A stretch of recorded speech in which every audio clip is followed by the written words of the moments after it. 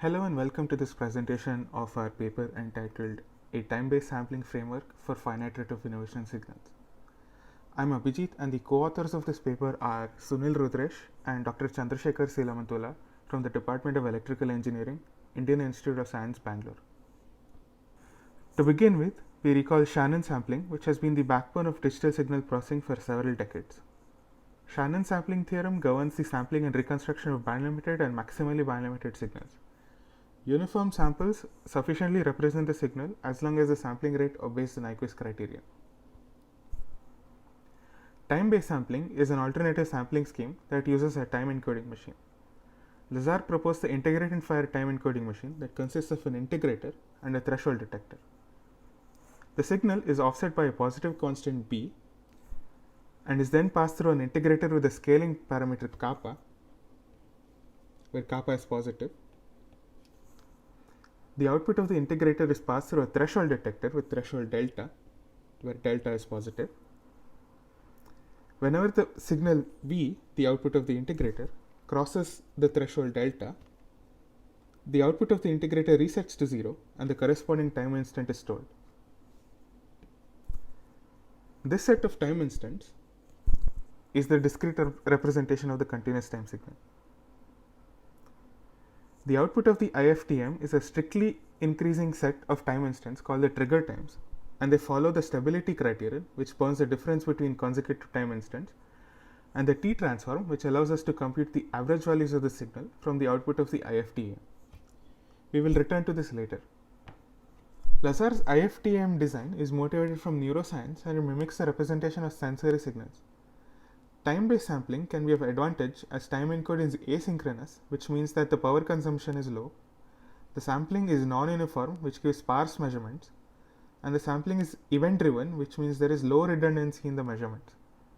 At the same time, the sampling circuit becomes more sophisticated. It is not straightforward to infer the signal from the time instants recorded, and the reconstruction of the continuous time signal is often iterative. Time encoding machines can be as simple as a zero crossing detector, where the zero crossings of the function are recorded.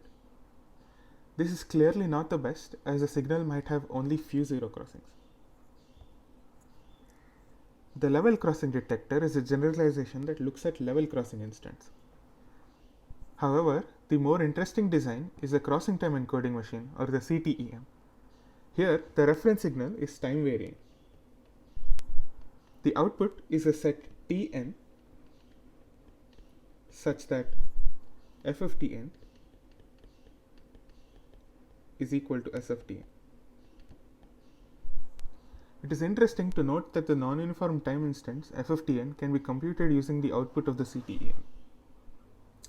Time-based sampling and non-uniform sampling are closely related, as we saw using the CTEM, where the non-uniformly sampled amplitudes can be computed using the output of the CTEM. The recovery of band-limited signals from these non-uniform samples is a familiar problem, and Theorem 1 by Richard Wiley gives an iterative reconstruction formula. For signals in finite energy band-limited spaces, its non-uniform samples at Tn completely specify the signal, as long as the sampling density is bounded by pi by omega. This is an alternating projections type algorithm where the initialization is a band-limited signal. The operator V imposes measurement consistency, and this is then projected back into the band-limited space using the operator P. These iterations are carried out until convergence. Lazar proposed a similar algorithm to reconstruct band-limited signals using the IFTM.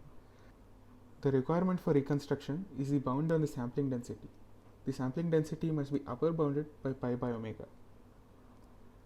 Further, time-based sampling theory has been extended to signals in shift invariant spaces and sampling using multi-channel time encoding machines. In summary, time-based sampling and non-uniform sampling are closely linked. Perfect reconstruction from non-uniform sampling requires bounded sampling density. In time encoding machines, the CTEM with a sinusoidal reference and the IFTM guarantee bounded sampling density by choosing suitable TEM parameters. In this paper, we consider time encoding of finite rate of innovation signals, and in particular, signals that are weighted and time shifted versions of a known pulse. we consider time encoding using the CTEM and the IFTEM and ask whether perfect reconstruction of the FRA signal is possible, and if yes, under what conditions. We consider the signal model to be a T0 periodic FRA signal constructed using a known pulse h. The amplitude and the delay parameters completely specify the signal. The signal x has 2L unknowns in a T0 length interval, and hence it has a finite rate of innovation of 2L by T0. The FRA signal must be recoverable using 2L plus 1 measurements. Alexander and Dragoti have studied the reconstruction of Dirac impulse streams from time-encoded information. Their analysis is specific to the sampling kernel being an exponential reproducing spline or an E-spline that has a support size that's less than the separation between the Diracs. The reconstruction is done sequentially, where each AL delta T minus tau L is reconstructed individually using signal moments by exploiting the exponential reproducing property of the E-spline. This method can be extended to multi-channel bursts of Dirac impulses and to signals of the sum of weighted and time-shifted pulse type, where the pulse obeys certain conditions. We analyze the sampling and reconstruction in the frequency domain. Since the function is periodic, it has a Fourier series representation with Fourier coefficients x hat of k that equals 1 over T0 h hat of k omega naught times r hat of k. R hat of k contains the unknown amplitude and delay parameters in the familiar sum of weighted complex exponentials or SWCE form. 2L plus 1 contiguous samples of the Fourier series are sufficient for parameter recovery using the annihilating filter method, which finds an FIR filter gamma such that the filter annihilates the Fourier series coefficients. Here, the matrix R is the convolution matrix obtained using R hat of k, and the annihilating filter lies in the null space of R. The roots of the annihilating filter give the delay values, and the amplitude values are then estimated using least square method. To summarize here, if we obtain 2L plus 1 samples of the Fourier series coefficients, perfect recovery is guaranteed using the annihilating filter method. To sample the FRA signal using a time encoding machine, we use kernel-based methods. Consider a sampling kernel G used prior to time encoding. The filtered signal Y is also T0 periodic with Fourier series coefficients x hat of k times g hat of k omega naught, where g hat is a Fourier transform of the sampling kernel. We build the sampling kernel such that they satisfy the alias cancellation conditions. An example is the sum of sinc kernel in the frequency domain, where g hat of k omega naught evaluates to unity on a compact set script k and evaluates to 0 elsewhere. This compact set script k is of size 2k plus 1 and is symmetric to ensure the sampling kernel is real valued.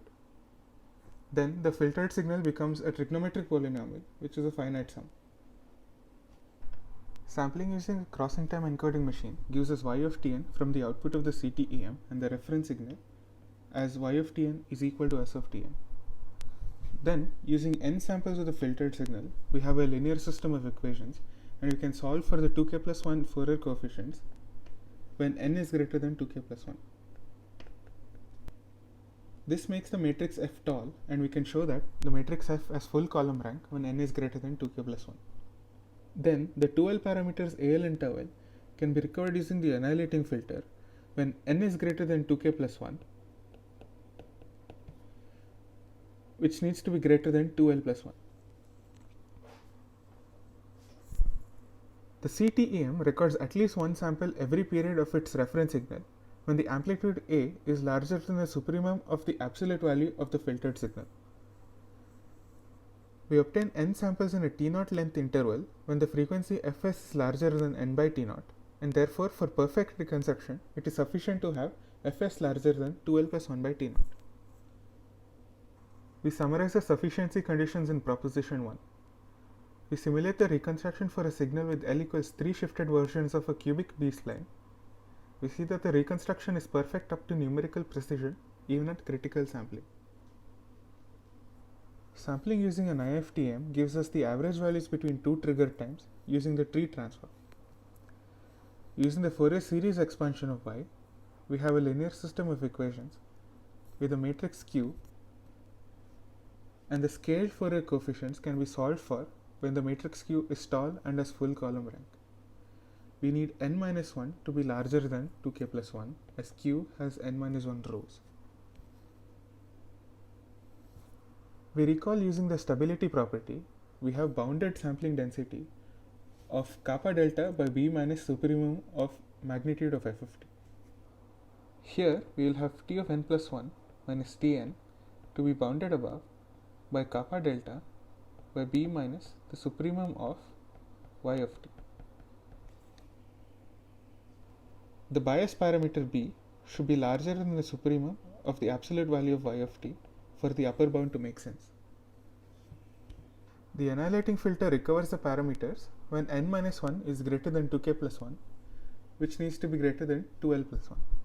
After the first trigger instant, the next n minus 1 triggers must occur in the interval of 0 to t0, and using the upper bound on the stability condition, we have t1 plus n minus 1 times the upper bound must be less than t0.